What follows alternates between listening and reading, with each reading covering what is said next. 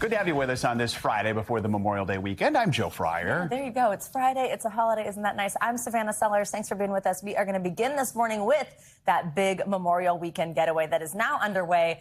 Even though those gas prices are sky high, AAA predicts a record-breaking 45 million Americans will travel this weekend, with most people driving rather than flying. It's not just high fuel prices impacting travel plans. Severe storms and flooding also wreaking havoc in what's expected to be a holiday weekend washout. NBC News senior correspondent Tom Costello has the latest.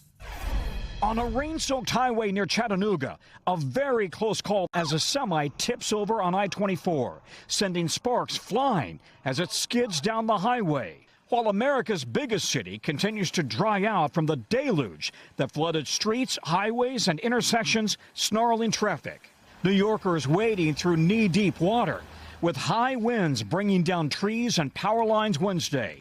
A Waymo taxi flooded out in Atlanta, and heavy traffic. Meanwhile, one of New York's critical high-density runways remains closed. 422 is closed for a sinkhole over there. After a sinkhole opened up on LaGuardia Runway 4. The tower just called us and said they cannot take any more airplanes. As the weather led to a cascade of delays and cancellations at all three New York airports. One Newark passenger says he was stuck on a plane for hours. We ended up just sitting on the tarmac for 7 hours. America's two busiest airports, Chicago and Atlanta, packed. Come early and just prepare for anything. And the start of more record-breaking passenger levels this summer. For its part, American expects to carry a record 75 million passengers between now and Labor Day. That's 500 customers every minute. And Americans are paying more. Domestic airfares now averaging $441 round trip, up 53% from a year ago. On the nation's roads, the national average now $4.56 a gallon, up from $3.18 a year ago, with the war pushing gas prices above $4 in all 50 states. It's definitely a problem because we are headed to South Carolina, so this is a long trip. Still, despite the higher airfares, the TSA is expecting to screen more than 18 million people this extended holiday weekend, and even more over the summer, with record numbers of travelers coming for the America 250 celebrations and the World Cup. All of that leading to very high numbers of passengers coming through America's cities. Back to you. All right, Tom, thank you. Now let's get to meteorologist Angie Lassman for a look at that travel forecast. Angie, good morning. Hi, guys. Good morning. We indeed have a couple of troubled spots when it comes to travel and even just being outdoors as we get through this weekend. Let's start with what we're seeing right now. Satellite and radar picking up a couple of spots that are kind of a bit bumpy this morning. You can see across parts of the Central Plains, we've already got some of those thunderstorms going. Same goes for parts of the Gulf Coast and then stretching up into the mid-Atlantic. And those are just some spots that we're going to kind of see this pesky front hanging around. Slow mover anywhere from Texas to the Northeast is where it's going to make some impacts. We've got this cold ocean air kind of coming into the Northeast. You'll notice that if you get out the door today and even through the weekend, temperatures much cooler than they were at the start of the week. And then we've got this tropical moisture kind of fueling some of that flooding concern across parts of the Gulf Coast. So this is all going to be with us at least through Monday. Here's what the forecast looks like. Let's start with the Northeast. Cold, cloudy, rain, and more rain. That's really kind of the setup that we're going to see. New York City Saturday, just 58 degrees, dealing with rain throughout the day. That goes into Sunday, mid-60s, and we finally get back into the 70s by Monday. And across the Northeast, I think Monday is going to be the best day of all. It doesn't mean that it's going to be a great day to be outdoors, but you will get some breaks in the rain, and you'll see temperatures kind of rebound to those 70s, so it'll be a little more comfortable. As we move to the Midwest, much better for our friends there. Still some rain in Detroit on Saturday, but otherwise, we've got high 70s, if not 80s in Chicago by Monday. We've got plenty of sunshine across the board for Minneapolis, as well as St. Louis. Down through the south, more rain for our friends in Atlanta. It'll be warm, of course, into the 80s, but they'll have to dodge some of those raindrops. Dallas, you, of course, are seeing temperatures in the 80s, too. Not so much when it comes to the rain. And then Miami looks great. Upper 80s, 90s, plenty of sunshine there. I think we all need to book a trip to Miami. Or how about Phoenix, where there's full sunshine, temperatures into the 90s. Wow. If we look closer to the coast for our friends across the West, San Francisco, you end up into the mid-60s with a little bit more cloud cover, but really not a bad forecast from Seattle to Los Angeles, Denver even into the low 80s, sun Sunday and Monday. We'll see plenty of sunshine in both of those places. So really, the trouble spots are going to be parts of the southeast and the northeast. Otherwise, looks like a great weekend for everyone. Your delivery there was perfect, by the way. You were like, cold, cloudy, rain. No. More yesterday it was lousy. Lousy. Listen, I'm a straight shooter, guys. I got to tell you how it is. I've been seeing all these memes that are like an evil genius being like, let's give them a taste of summer, and then rain out their Memorial Day. Exactly. It's just a picture of me. Yeah, exactly. Right. You're the evil genius. I wish I could change it for my own benefit, too, guys. All right, we'll see you in an hour. Thanks, Andrew. Well, now let's get to Capitol Hill, where Senate leaders have canceled a planned funding vote over the Trump administration's anti-weaponization fund. This comes as lawmakers are expressing their concerns on this nearly $1.8 billion fund that would give payouts to people who claim they were targeted by the government. As NBC News correspondent Alice Barr tells us, some Republicans are also pushing back on this and other issues. Hi there. President Trump is coming off a clean sweep of candidates he endorsed in Republican primaries. And there's no question he has broad GOP support in Congress. But the strength of the opposition to a couple key issues is raising questions about Republican fault lines. Fresh off primary victories for Trump-backed candidates, the president is hitting headwinds in Congress, with some Republicans balking at a pair of priorities. First up, a $1.8 billion anti-weaponization fund. This is just stupid on stilts. The plan to use taxpayer money to pay back people who claim they were unfairly prosecuted under the Biden administration.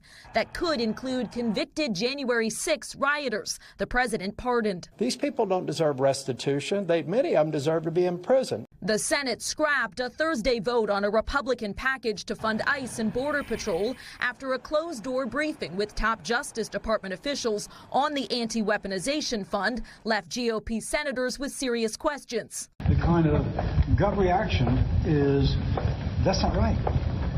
And if it's not right, we shouldn't be doing it. Cassidy is one of two sitting Republican senators President Trump opposed in the primaries.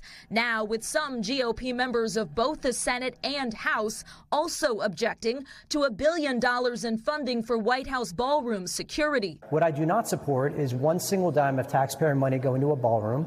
NBC News pressed the president on the new fractures. Are you losing control of the Senate Republican? I don't know. I really don't know. The president still has broad GOP support in Congress and has sharply defended his proposals, long railing against Biden-era prosecutions and arguing the White House It won't be a very secure place without the ballroom funding. Police officers who defended the Capitol on January 6 have already sued to block the anti-weaponization fund. The acting attorney general said an applicant's record of violent behavior would be taken into consideration, with 5 commissioners set to be chosen in the coming weeks to decide who gets paid. Back to you. All right, Alice, thank you. Staying in Washington, the Senate wasn't the only chamber of Congress to abandon votes this week. Yesterday, House GOP leaders canceled a vote on the Iran War Powers Resolution, something that did advance in the Senate earlier this week. The measure would require President Trump to remove U.S. troops from Iran that are not necessary to defend the U.S. and its allies from imminent attack. It will now come up for a vote after the Memorial Day recess in June. For more on this, let's bring in NBC News White House correspondent Monica Alba. Monica, good to have you with us. So what are House Republicans saying about why this vote was canceled and how are Democrats responding? Well, Joe and Savannah, this is another interesting example of some of the cracks that we are seeing that are just emerging more and more within the Republican Party. And essentially, Republicans are saying that they had some members who couldn't be present for this vote, and that's why they scrapped it. But Democrats are taking a different approach. They're saying that they believe that this would have passed. This would have potentially limited the president's ability to continue this conflict with Iran. Here is how Congressman Meeks specifically put the situation. Listen. We had a vote because of this president's war of choice that was going to pass. We had the votes without question, and they knew it. And what's important to remind everybody about this is that the president doesn't even think he needs this kind of congressional approval for the ongoing war because of the current ceasefire. But it's that 60-day deadline that has already expired, according to lawmakers, that would require the president to do this and certainly would apply if he decides to restart major combat military operations, guys. So, Monica, the House failed to pass a similar resolution last week, but notably 3 Republicans crossed the aisle to vote with Democrats in favor of it. Walk us through how Republicans have changed their stance on this as this war stretched on. Over the weeks, we have really just seen the polling kind of reflect and capture a snapshot of what I think a lot of these lawmakers are coming to terms with, which is this is a very unpopular war, and it has driven up prices, the price of gas, groceries, a lot of other things that Americans were already contending with and facing. And so given that, you have seen some Republicans and many Democratic critics raise those concerns about why this needs to continue. But also you're really seeing this, and you talked about this with Senator Cassidy as well, who is a Republican. The Republicans who had been allies of the president, that the president has gone against, have now also become even more critical after we have seen them lose primaries like Senator Cassidy did in the Senate. Monica, let's switch gears here. The DNC released that long-awaited 2024 autopsy election report. Also, the DNC chair basically apologizing. Talk about some of the key takeaways here. Yeah, and this was kind of a weird one because this was commissioned by the DNC, but it wasn't completed. It's riddled with errors and inaccuracies, and the DNC had said some months ago that they were never going to release it. It was never going to become public, but then they changed their minds and did put it out, they said, in the interest of transparency. But some of the interesting insights within it are the idea that Joe Biden's White House, the last administration, didn't do enough, according to this DNC autopsy, to support Vice President Harris when she emerged and when she obviously took over the ticket when former President Biden dropped out. So they talk a little bit about that and just some of the soul searching that Democrats need to do and the party overall to change in order to be, as they would say, victorious in the coming elections. But something else that they focused on is this idea that they need to appeal more, according to this report, to middle America and to some of those voters that obviously were not there and that could have contributed to the former vice president's defeat in 2024. All right. Monica Alba, thank you so much. Well, in Minnesota, the Justice Department has announced charges against 15 people for allegedly defrauding Medicaid and several other state-run social services programs. As NBC News Chief Justice and National Affairs correspondent Kelly O'Donnell tells us, the alleged scheme totaled more than $90 million. In Minnesota, the FBI urged the public to help find a fleeing suspect caught on video, wanted in a sweeping healthcare fraud investigation. I want you to get a good look at him. Authorities say the man jumped off a 4th-story balcony, visibly limping to escape arrest. Too often here in Minnesota lately, fraudsters have turned government programs into their own personal ATMs. The Department of Justice investigation announced charges against 15 they describe as owners of child care centers and Medicaid providers. The DOJ says this fraud scheme could have reached $90 million, putting the vulnerable at risk. One patient was supposed to be receiving 24-hour care through this program, but he was actually being serviced by a fraudster and received no services. This patient was later found dead. In a separate investigation, a lengthy prison sentence, nearly 42 years behind bars for Amy Bach, convicted in a $250 million COVID-related case as the former head of a nonprofit food program that prosecutors said filed fraudulent claims and took kickbacks. Police in Minnesota say they have arrested that fleeing suspect at a home linked to one of his alleged co-conspirators, charged in what the DOJ calls a fraud scheme. All right, Kelly, thank you. A Virginia judge issued a major decision in that high-profile school shooting case. Yesterday, Newport News Circuit Court Judge Rebecca Robinson dismissed all criminal charges against a former elementary school assistant principal, Ebony Parker. She was charged with not doing enough to prevent a school shooting. The court is of the legal opinion that this is not a crime, not under the common law of Virginia, nor under the code of Virginia. Therefore, I do grant defense motion to strike in whole on all counts, all 8 counts of felony child abuse and endangerment under indictment CR, with indictment number 24999-541. Parker there, you could be seen and heard sobbing as she was cleared of the 8 felony counts of child endangerment against her. She faced 1 count for each bullet inside the gun of the 6-year-old who shot his teacher back in January 2023. Prosecutors had alleged that Parker ignored Rich Neck Elementary School staff when they warned her 4 times that the first grader had brought a gun to school. She could have faced up to 5 years in prison for each count. The judge said Parker's actions did not constitute a crime under Virginia state law. This move abruptly brings an end to a first-of-its-kind trial meant to hold administrators accountable in school shootings. Well, Facebook parent company Meta is settling a major youth mental health lawsuit, which was brought on by a Kentucky school district against multiple social media companies. Now, Meta was the last one to settle after co-defendants TikTok, Snap, and YouTube parent company Alphabet all reached similar settlements earlier this week. The companies are accused of creating addictive social media platforms that drive up anxiety, depression, and self-harm among youth, leaving schools to deal with the consequences. The companies still deny the allegations, and they say they've taken measures to protect young users. The financial terms of the settlement were not disclosed, but the school district had sought more than $60 million to create a 15-year program to help tackle mental health issues caused by social media. The lawsuit was selected as a bellwether for 1,200 similar claims brought by other school districts. NBC News legal analyst Misty Maris joins us now to talk more about this. Misty, always good to have you with us. Good morning. So the settlement, it doesn't include, of course, an admission of guilt. That's not what a settlement means. But what can we learn from this decision by Meta and the other social media companies to settle rather than go to trial?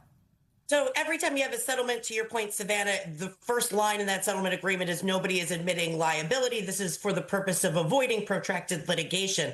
But what we can see from settling this case, this is the first one that's brought by a school district that was going to go to trial. And looking back at the cases that have gone to trial thus far, there's one in California brought by a single plaintiff, liability ruling ultimately. Then you have New Mexico brought by a state, liability. So now this was the first school district case. And presumably what Meta is doing and the other social media companies looking at this globally, there's many cases waiting in the wings and strategically acting. So settling some and pushing others towards trial. So I think this is part of a larger global strategy relating to all of the cases that they're facing. You know, the plaintiffs' attorneys say their focus now is on pursuing justice for those remaining school districts filing these similar suits. I mean, given this was seen as a bellwether, could we expect a similar outcome for these other cases? Is this just the first domino of many that could fall?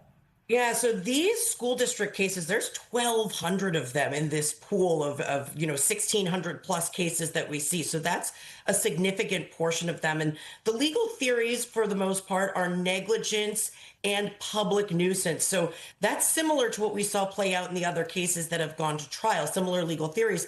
I think you're going to see some of these getting picked off as they get closer and closer to the courtroom. And then there'll be one at some point that will go all the way. I'm wondering if there is a movement by both the plaintiffs' attorneys as well as the social media companies looking at these cases. Which ones do they believe are the strongest? Which ones do they believe will be the best tester cases? Because they're not selecting them. They're getting chosen randomly. So we could see this other cases resolving before actually going to trial as well. So, Misty, there's this patchwork of legal action taking place across the country. But if we focus in on this particular one here that was just settled. So, you know, Meta pays this money as these other platforms did. There's that financial piece of it. But could we see any real change be forced on these platforms that means stricter protections for kids, that means we don't see some of this mental health harm? So settlements include non-monetary concessions too, meaning things that aren't money. I doubt that any of these social media companies are going to agree to that in a settlement, because a settlement is an agreement, some sweeping change. But keep an eye on New Mexico, because that case brought by the Attorney General, $375 million damages. However, it is in phase 2.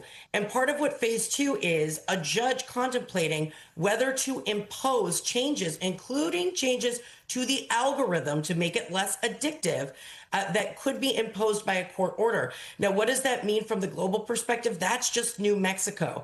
So you have other attorney generals, 30 plus, seeking similar relief across the country. What if those cases come out differently? What if the imposition of change is different? It's a difficult thing, but I think you could see their hand forced, specifically when it comes to the cases that are brought by the states. All right, Misty, thank you so much. Well, the motorsport community is mourning the loss of a legend today after NASCAR superstar Kyle Busch died at the age of 41. His family posted on social media yesterday that he'd been hospitalized with a severe illness and would be undergoing treatment. They did not specify the illness. And then hours later, NASCAR confirmed in a statement he had passed away. Busch is one of the most decorated drivers in NASCAR's history. He won 234 races across NASCAR's 3 national series. He also won Cup Series titles in 2015 and 2019. In a statement, NASCAR said, "Our entire family is heartbroken by the loss of Kyle Busch. A future Hall of Famer, Kyle was a rare talent, one who comes along once in a generation." Last night marked the end of an era in late-night TV. Stephen Colbert hosted the very last Late Show on CBS. Paramount Skydance announced it was canceling the show last July, calling it a financial decision. Colbert sat in that chair for 11 years, taking over from the great David Letterman. As you would expect, the show was filled with celebrity cameos. We're showing them here on your screen. Bryan Cranston, Tim Meadows, who Colbert worked with since the early 1990s, and Paul Rudd. And after a running gag, as Joe pointed out earlier this morning, that the Pope would be the last guest, Colbert revealed Paul McCartney as the real final guest. Before things took a sci-fi turn, here's a taste of it all. I'll say to you what I've said to every audience for the last 11 years, and I have meant it every time. Have a good show. Thanks for being here. And let's do it, y'all. Tonight is our final broadcast from the Ed Sullivan Theater, where... No, we were lucky enough to be here for the last 11 years. Yes. All right? That was... Can't take this for granted. We're planning on doing a huge special this evening, but the thing is, we like to think every episode of The Late Show is kind of special. And we thought the best way to celebrate what we've done over the last 11 years is just do a regular episode. You said there's nothing special happening tonight? Well, I mean, as I was saying, we're doing a normal episode of The Late Show, which is always kind of special. Maybe I could be your last guest.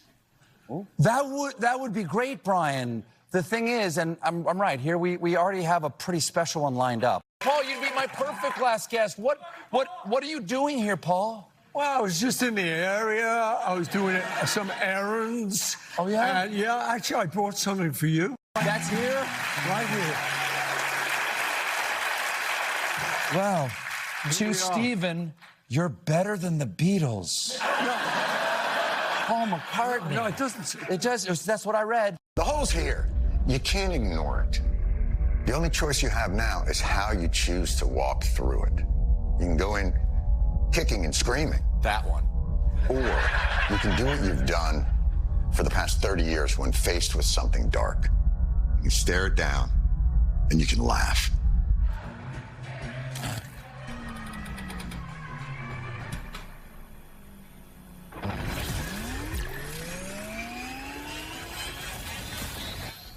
And that's exactly what happened. It's now just an empty hole there where the Ed Sullivan Theater once sat. It was such a fitting bookend because when you think of the fact that the Beatles had their iconic 1964 performance on the Ed Sullivan Show to bring out Paul McCartney to play it to a close, it just felt right. It's just in that moment. It's like he's so quick. You're better than the Beatles. It's just so good. Ugh, we'll miss him.